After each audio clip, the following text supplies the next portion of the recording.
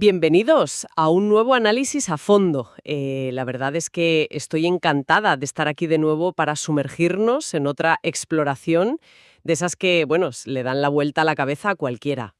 Hola. Sí, desde luego. El material de hoy promete. Totalmente.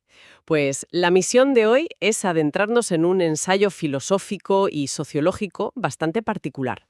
Lleva por título Texto pegado, los criminales respetables. Ujú. Y ya aviso a quienes nos escuchan que el material que tenemos hoy sobre la mesa presenta una perspectiva verdaderamente radical. Muy radical, sí. Es una visión radical sobre la moralidad humana, sobre la historia y sobre la forma misma en que estructuramos nuestra realidad. Exacto. Básicamente, el argumento central de esta obra es que la sociedad ha sido cuidadosamente diseñada para que temamos a los delincuentes comunes, mientras que al mismo tiempo aplaudimos y construimos monumentos a los verdaderos arquitectos de la devastación mundial. Tiene tela el asunto, la verdad. Tiene muchísima tela. Es un texto denso que desde luego no deja a nadie indiferente. A ver, creo que ese es un punto de partida excelente. Y me parece fundamental hacer una pausa justo aquí antes de meternos de lleno en Anina. Claro, dime. Pues para establecer el tono de nuestra conversación de hoy. Hay que dejar muy claro que este texto contiene críticas sumamente severas. Ujú. Críticas directas hacia estructuras políticas, económicas y religiosas que han sido los pilares intocables de la civilización durante siglos. Es vital aclarar para la audiencia que el objetivo de este análisis a fondo no es tomar partido. Por supuesto. No estamos aquí para respaldar las posturas del autor ni tampoco para condenarlas. Nuestro único propósito es examinar, diseccionar y comprender la lógica interna del ensayo. De manera completamente objetiva. Eso es. Lo planteamos puramente como un ejercicio de pensamiento crítico para entender cómo funciona esta particular visión del mundo, sin que ello implique bajo ningún concepto una posición ideológica por nuestra parte. Exacto. Una inmersión analítica pura y dura dejando las trincheras en la puerta. Vale, vamos a desgranar esto. Adelante. El ensayo comienza lanzando un gancho directo a la mandíbula de nuestras percepciones más cotidianas. Contrasta esa imagen clásica que cualquiera tiene del criminal con una realidad mucho más incómoda. Ya, el contraste visual es potentísimo. Es que, pensémoslo un momento, cuando suena la palabra criminal, la mente vuela instantáneamente a la imagen del atracador de la esquina. O a ese asesino que acapara los titulares morbosos del telediario. Exacto. O quizás al típico corrupto de medio pelo al que sacan esposado tapándose la cara con una chaqueta en las noticias de la noche. El sospechoso habitual. Eso es. Pero el autor nos pide que giremos la cabeza hacia otro lado, hacia aquellos de traje y biografía oficial, que desde despachos impecables y con hilo musical de fondo, firman las guerras, las hambrunas y los genocidios. Y esa es la dicotomía fundamental sobre la que se construye absolutamente toda la obra. El autor denomina a ese delincuente visible y cotidiano como el muñeco de entrenamiento. ¿El muñeco de entrenamiento? Fíjate que el concepto se las trae. La elección de este término es brillante y muy reveladora. Si lo pensamos, un muñeco de entrenamiento en un gimnasio está diseñado exclusivamente para recibir golpes. Claro, para absorber el impacto. Exactamente. Y para que quien lo golpea se sienta fuerte, capaz y, sobre todo, en control de la situación. En el escenario social, el delincuente común cumple exactamente esa función. Tiene un rostro sudoroso, tiene un nombre en un archivo. Tiene un expediente policial, sí. Su delito es extremadamente fácil de digerir porque cabe en una sola frase básica. Entró por la ventana y robó. Perdió los papeles y mató. Falsificó un cheque y estafó. Eso es. Es decir, es un problema a escala humana que el cerebro puede procesar sin fundirse los plomos. Totalmente de acuerdo. Se le puede señalar con el dedo, condenar en un juicio público, encerrar bajo llave. Y, lo más importante, sociológicamente hablando, permite que la sociedad apague la televisión, respire tranquila y duerma a pierna suelta. Porque es una figura sumamente manejable. Según la tesis que estamos analizando, este muñeco de entrenamiento tiene una función pedagógica vital para sostener el sistema. Para mantener la moral alta. Exacto. Permite que el conjunto de la sociedad, que el autor agrupa bajo el término del enjambre, El enjambre, sí. permite que ese enjambre se mire al espejo por la mañana y se diga a sí mismo con total convicción: nosotros somos los ciudadanos de bien, y ellos, esos casos aislados, son el problema que hay que erradicar. Qué fuerte. Es una narrativa tremendamente reconfortante que mantiene la maquinaria funcionando sin que nadie haga demasiadas preguntas. Así es. Se plantea entonces que la sociedad necesita, casi a un nivel psicológico, al delincuente común para sentirse moralmente superior. El texto sugiere exactamente eso. Madre mía, eso cambia por completo la forma en que se consumen las noticias de sucesos. Básicamente, si robas una cartera, eres el enemigo público número 1, una amenaza existencial. Pero si arruinas la economía de un continente entero, te acaban poniendo una calle con tu nombre en el centro de la ciudad. Esa es exactamente la ironía que subraya el texto. Y el autor nos invita a mirar lo que llama la disparidad matemática o el análisis de la escala del daño. La escala del daño, claro. Aquí la argumentación se vuelve gélida, muy analítica. Por supuesto, el texto no niega el dolor individual. Un ladrón puede arruinar los ahorros de una familia entera. Un asesino arranca una vida y deja una estela de dolor irreparable a su alrededor. Evidentemente. Un líder mafioso puede llegar a controlar las dinámicas de un barrio periférico o incluso influir en la política local de una región. Todo eso es humanamente devastador, no se discute. Claro, el ensayo no minimiza ese sufrimiento. Para nada. Sin embargo, recalca que es casi anecdótico en su escala comparado con lo que viene después. El contraste brutal del que hablábamos. Exactamente. En contraste, la criminalidad respetable tiene la capacidad literal de rediseñar el mapa de la especie humana. Ya no hablamos de un atraco a un furgón blindado. No. Estamos hablando de decisiones tomadas en salas de juntas o en parlamentos que implican firmar declaraciones de guerra. Bendecir cruzadas internacionales. O sostener sistemas económicos globales que condenan a la miseria crónica a naciones enteras de un plumazo. Fíjate que hay un detalle memorable en los apuntes que ilustra esto a la perfección. Una analogía matemática que es para echarle de comer aparte. ¿Ah, sí? La analogía de los 10 millones. Esa misma. El ensayo señala que para igualar el daño que causa un solo líder histórico de esos que estudiamos en el instituto, capaz de enviar a 10 millones de personas a la muerte en el campo de batalla, literalmente se necesitarían 10 millones de asesinos individuales. Operando por su cuenta. Uno a uno, en callejones oscuros. Es que la escala es tan masivamente absurda que el cerebro humano sencillamente parece no poder procesarla con las mismas herramientas morales. Lo fascinante de esto es precisamente cómo la mente humana procesa esta información por puro diseño estructural. Por diseño. Sí, no es un fallo cognitivo, es el sistema funcionando como debe. A pesar de esa matemática aplastante, de esos 10 millones de muertos frente a uno, la sociedad sigue viendo al grupo de delincuentes menores como la lacra a erradicar. Mientras que cataloga al líder de masas que causó la masacre como una figura histórica compleja. Un estadista. Un visionario a veces. Exacto.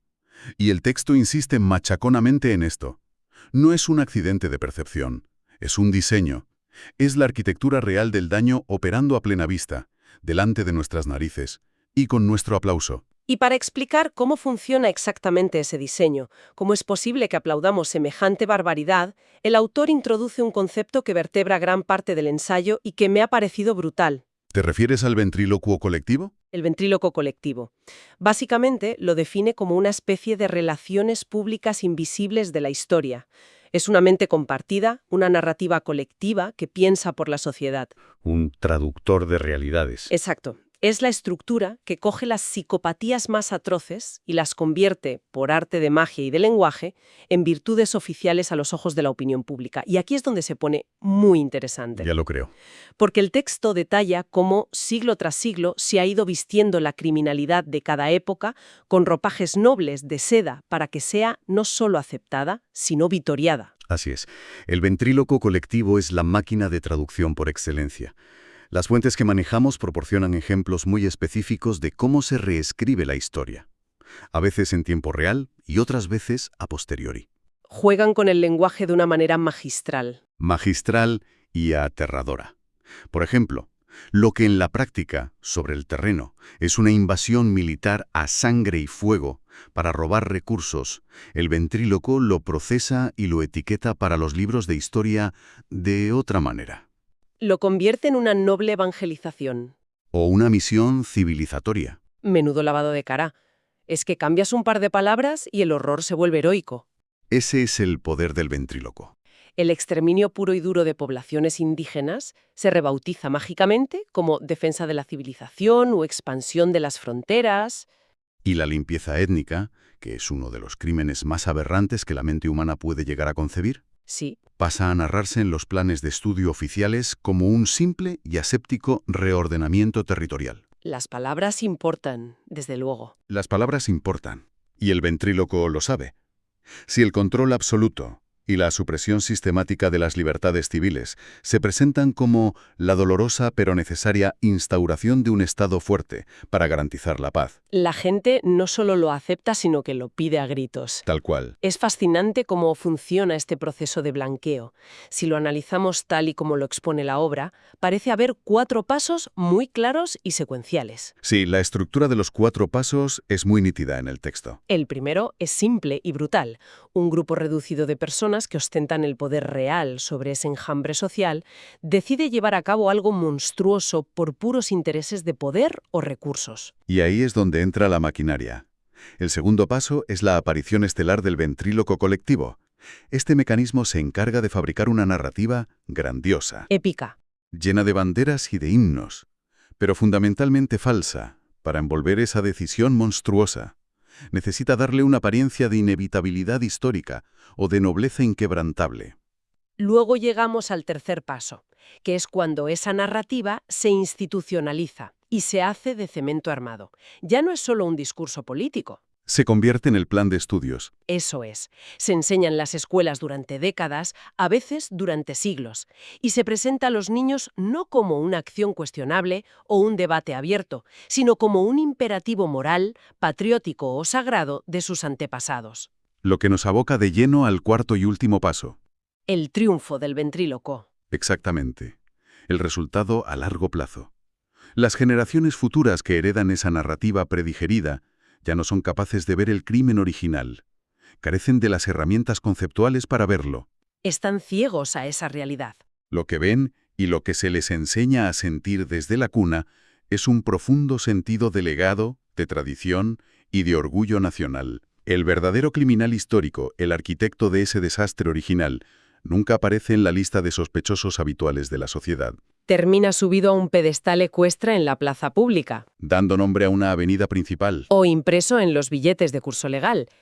Es una paradoja tremenda que plantea el ensayo, de esas que te dejan mirando a la pared. Sin duda. La cárcel, fría y dura, se reserva meticulosamente para aquel que rompe las normas del sistema.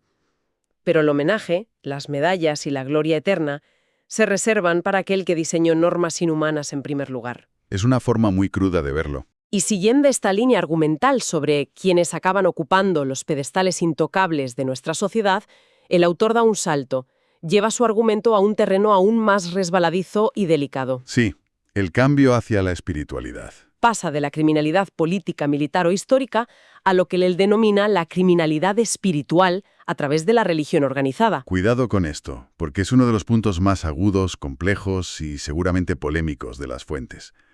El ensayo argumenta que, estructurados desde una perspectiva de poder, los líderes religiosos o espirituales institucionalizados son potencialmente muchísimo más peligrosos que los políticos de turno. Una afirmación muy fuerte. Muy fuerte. La razón de peso que expone el autor radica en la naturaleza intrínseca de su autoridad. Vamos a ver, los políticos cambian, pierden elecciones, exacto. Sus decisiones se debaten ferozmente en la prensa y se cuestionan en la barra del bar. Son figuras públicas sujetas a desgaste. A un escrutinio constante. Pero los santos, los profetas o los iluminados reconocidos oficialmente por una tradición, alcanzan un estatus de intocabilidad absoluta. Están blindados. Claro, el texto hace una distinción muy clara y aterradora, mientras que los políticos, por muy tiranos que sean, redactan leyes externas que regulan el comportamiento cívico. Paga tus impuestos, no cruces en rojo. Ve a la guerra, pues frente a eso las figuras religiosas y espirituales redactan leyes internas. Y madre mía, esto es un nivel de control completamente diferente. Es el control definitivo, según el texto. Hablamos de dictar lo que se debe desear en la intimidad, lo que es aceptable sentir sin ser un monstruo, e incluso lo que uno debe pensar sobre la biología de su propio cuerpo o sobre el concepto aplastante de la culpa. Exactamente. Has dado en el clavo. Ese análisis del impacto interno es profundamente desolador en la obra. El texto enumera las consecuencias históricas de permitir esta dinámica. Siglos y siglos de historia. Hablamos de siglos de enseñanzas que han glorificado el sufrimiento humano como una vía legítima y necesaria de purificación del alma. Sistemas que justifican la obediencia ciega y acrítica a una autoridad divina invisible. O a sus representantes terrenales, que es más práctico para ellos. Efectivamente. Enseñanzas que dividen tajantemente al mundo en dos bandos irreconciliables, los creyentes que poseen la verdad y los perdidos o herejes que deben ser salvados o eliminados. Y el resultado tangible en los libros de historia, según recogen las fuentes, no es mera teoría. Para nada. Han sido guerras santas aceptadas como misiones ineludibles y prácticas atroces como las hogueras. La Inquisición. O las torturas más refinadas, todo ello paradójicamente justificado sin un ápice de ironía en el nombre del amor infinito o de una compasión superior. Es lo que el autor bautiza con un término brillante, el blindaje moral o blindaje de la devoción. Ese blindaje es la pieza clave para entender la tesis en este apartado. Funciona psicológicamente de una manera muy concreta. Cuéntanos. Si un individuo es revestido por el peso de la cultura con el título de maestro, santo, gurú o líder espiritual supremo, la mente condicionada de los ciudadanos pierde instantáneamente el permiso interno para evaluarlo con sentido crítico. Se apagan las alarmas por completo. Se apagan. El ciudadano pierde la capacidad cognitiva de llamarlo criminal, independientemente de la inmensa cantidad de sufrimiento, represión o trauma generacional que sus doctrinas y dogmas puedan estar generando en la práctica. Es como si hubiera un cortocircuito en el cerebro. El autor sostiene que el ventríloco colectivo del que hablábamos antes sabe perfectamente esto. Sabe que no hay figura más eficaz, barata y duradera para perpetuar un sistema de control que un líder al que nadie se atreve a cuestionar desde lo más profundo de su foro interno por miedo a la condena eterna. Escuchando todo esto y desgranando estas estructuras tan absolutamente rígidas de obediencia, es inevitable que surja la gran pregunta. La pregunta del millón. Basándonos en la lógica de las fuentes, ¿por qué resulta tan inmensamente difícil para la humanidad ver esta estructura de dominación de la que habla el autor? Entonces, ¿qué significa todo esto? ¿Por qué somos tan ciegos a este diseño si es tan evidente una vez que lo explicas? Para intentar dar respuesta a ese enorme interrogante, el texto saca el bisturí y desmenuza la psicología de lo que denomina el enjambre dócil. O el voto orgánico, un término más moderno y chocante. Sí, el voto orgánico. Esta figura metafórica representa la identidad humana cuando está completamente identificada, absorbida y fusionada con las narrativas oficiales del sistema. Cuando uno es parte de la maquinaria sin saberlo. Exacto. El ensayo postula algo crucial aquí. Esta ceguera generalizada ante la criminalidad respetable no se debe a una falta de inteligencia o de educación. No es ignorancia académica. No. Se sostiene más bien sobre dos pilares psicológicos básicos, dos necesidades humanas profundas, viscerales y muy difíciles de arrancar. ¿Vamos con ellas? El primer pilar que aborda el texto es la llamada seguridad psicológica. Si lo entiendo bien, es esa necesidad casi infantil, esa añoranza de creer firmemente que alguien ahí arriba sabe lo que hace. Alguien al mando tiene un plan. Alguien tiene la razón absoluta. Es como la necesidad de saber que hay adultos responsables al mando del timón del barco, aunque en la práctica el barco vaya a toda máquina directo contra un iceberg enorme. La ilusión de control externo nos tranquiliza. Así es, has captado la esencia. Preferimos la seguridad de una mentira estructurada a la intemperie de la incertidumbre. Y el segundo pilar, que es aún más sutil, es lo que el autor llama la inocencia delegada. Eso suena a concepto clave. ¿Cómo funciona exactamente la inocencia delegada? Es una ilusión psicológica potentísima y muy tramposa. Consiste en creer, a pies juntillas, que si uno se limita a obedecer a los que han sido designados oficialmente como los buenos, a las autoridades legítimas, entonces uno también es, por extensión, una persona inherentemente buena. Me lavo las manos porque sigo las reglas. Exacto.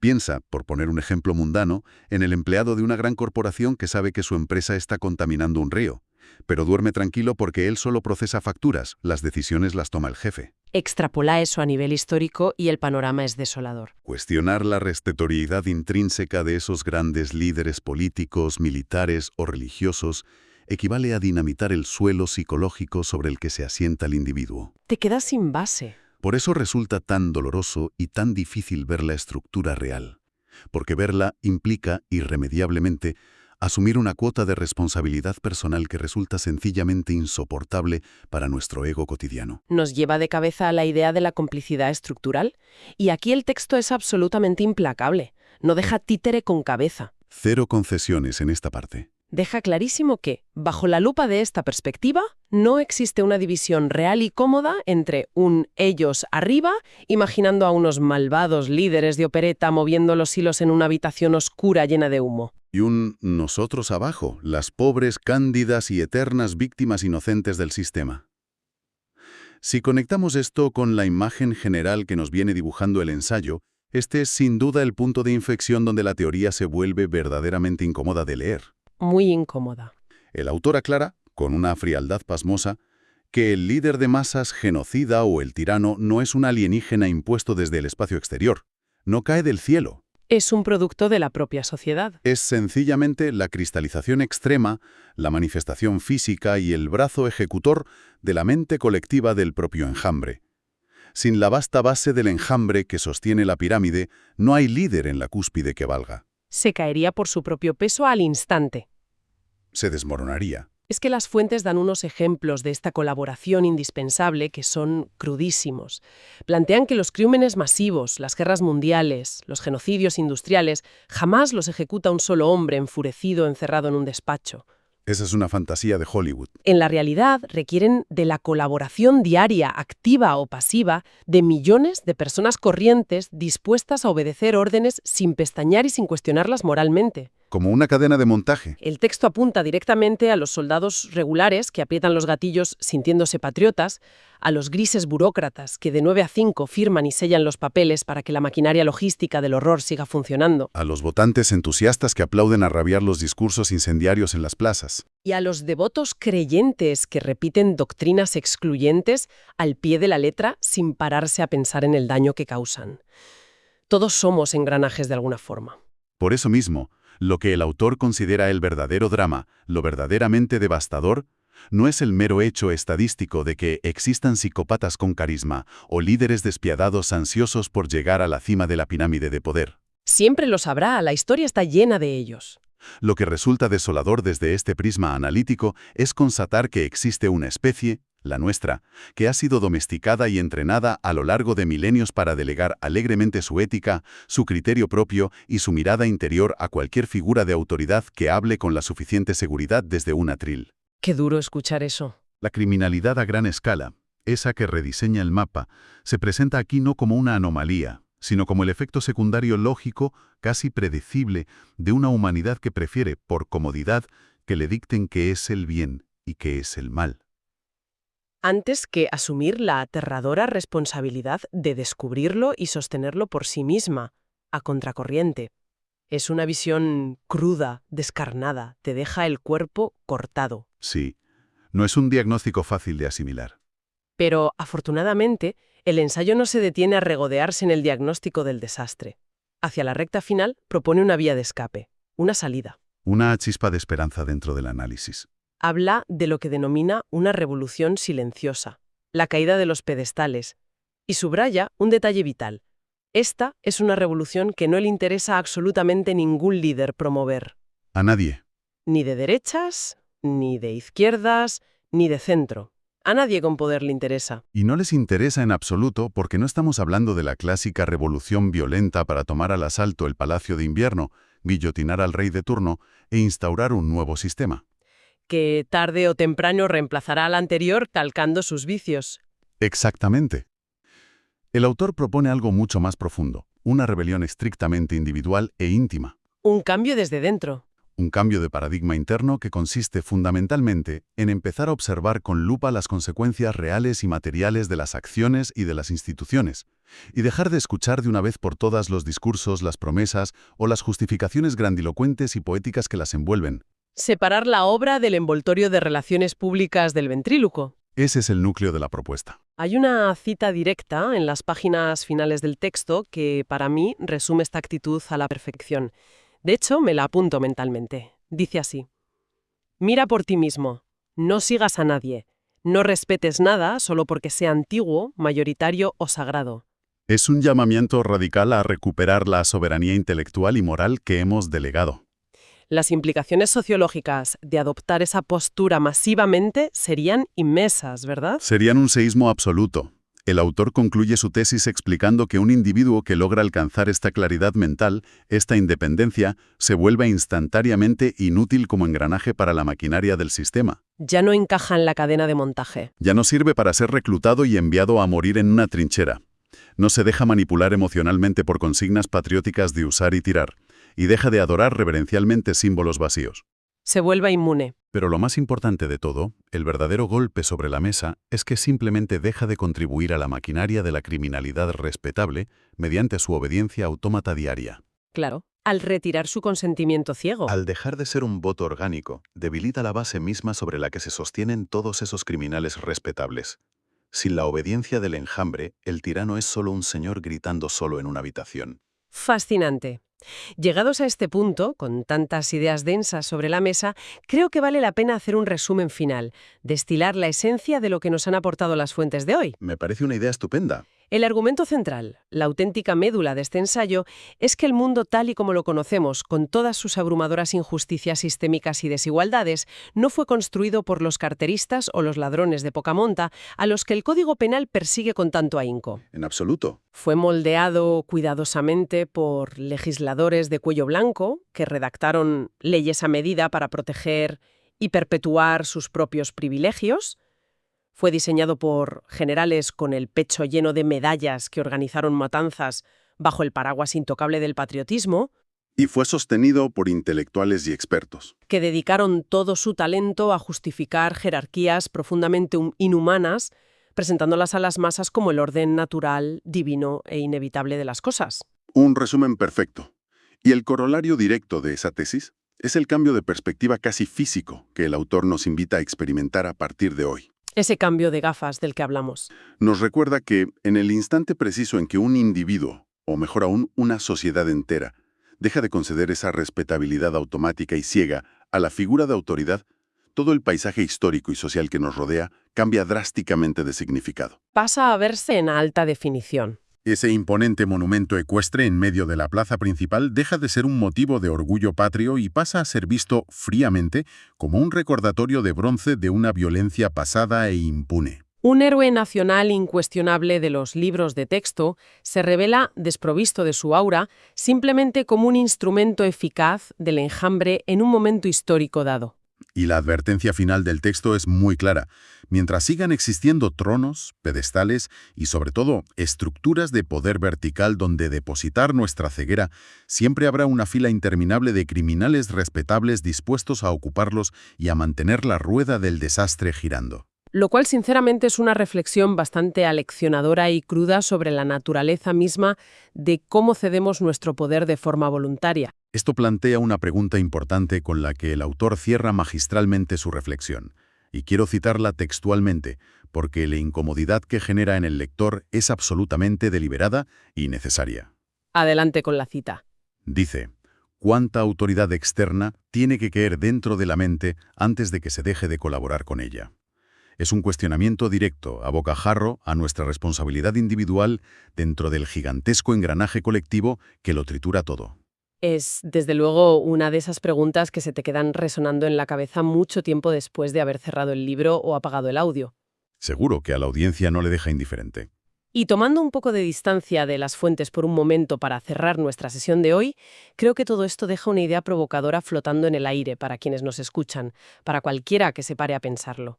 A ver esa reflexión final. Si damos por válido este análisis, si aceptamos que la historia y sus grandes narrativas de gloria y civilización siempre han sido escritas y maquilladas por los criminales respetables del pasado, resulta absolutamente fascinante y quizás un poco aterrador darle la vuelta al espejo. Mirar hacia el futuro. Exacto. Preguntarse cómo juzgarán las generaciones del futuro lejano a los héroes, a los líderes y a los ídolos totalmente incuestionables de nuestro presente. ¿Qué monumentos que hoy se inauguran con orgullo y corte de cinta, qué decisiones que hoy se aplauden a rabiar en los parlamentos de todo el mundo, serán vistos el día de mañana por los ojos de nuestros tataranietos simplemente como la evidencia innegable de nuestra propia violencia institucionalizada y nuestra patética ceguera colectiva? Una perspectiva que da vértigo. Es sin lugar a dudas un terreno inmenso, incómodo y necesario para la reflexión personal. Agradecemos profundamente el tiempo y la atención prestada a este análisis a fondo. Ha sido un recorrido intenso, denso y lleno de matices, que esperamos haya aportado valor. Invitamos a quienes nos acompañan al otro lado a mantener siempre la curiosidad despierta y el espíritu crítico bien afinado ante cualquier discurso. Gracias por acompañarnos en este viaje analítico. Nos encontramos en el próximo análisis.